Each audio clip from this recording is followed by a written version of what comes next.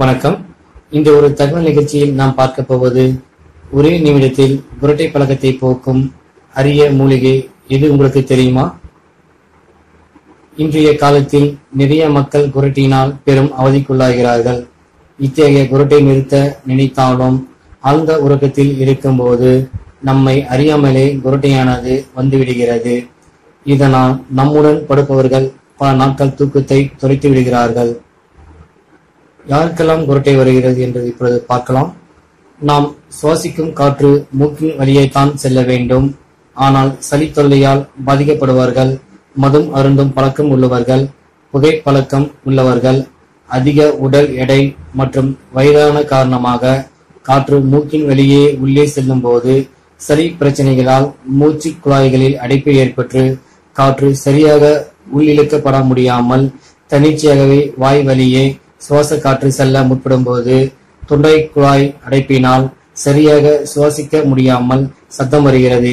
இந்த சத்தமே குரட்டையாகிறது. குரட்டையை நாம் அதிக செலவில்லாமல் விரட்டலாம். அதுவும் உடனே விரட்டலாம்.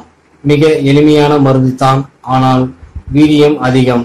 நாட்டு மருந்து கடைகளில் ஓம தைலம் அல்லது கற்பூரவள்ளி தைலம் என்று சிறிய பாட்டிலில் கிடைக்கும். அதனை வாங்கிக் கொள்ளுங்கள். அந்த தைலத்துடன் சிறிது பச்சை கற்பூரம் சேர்த்து சிறிதளவு விரலில் எடுத்து குரட்டை விடும் நபரின் மூக்கில் அல்லது வாயின் வழியே செல்லும் சுவாசத்தில் வைத்து அத்தைலத்தை சுவாசத்தின் வழியே உள்ளே செல்லும் போது அது செல்லும் போதே ஆக்சிஜன் பற்றாக்குறையால் தடைப்பட்ட சுவாசத்தை அதிவிரைவில் சரி செய்யும். இது போல சில முறை செய்து வர ஒரு சில நிமிடத்தில் குரட்டை நீங்கும். மேலும் இந்த தைலத்துடன் சிறிது மின்ட் ஆயிலும் சேர்த்து உபயோகிக்கலாம்.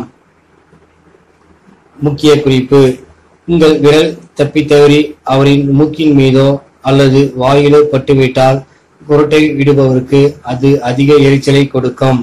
எனவே அவரின் உடலில் படாமல் சிறிதளவு இந்த தைலத்தை சுவாசத்தில் வைத்து அவர் குரட்டையிலிருந்து குணமடை செய்யுங்கள். நீங்களும் நன்கு உறங்கி நலம் பெறலாம். Thanks for watching.